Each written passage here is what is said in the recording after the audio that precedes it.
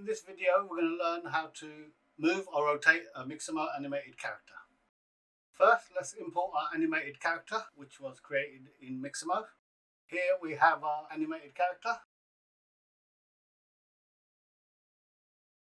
When you try to move the character and press play, the character goes back to where it started. If you try to move the mesh, this is what happens. It goes all over the place. This is not what we want. There is an easy fix for this, using an MT to control the character's movement. Hit Shift A, select MT Cube.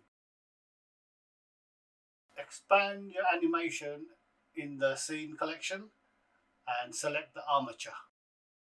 Holding down Control, select the MT you just added. Press Ctrl P, then select Object Key Transform. Now wherever you move the MT, your character will also move.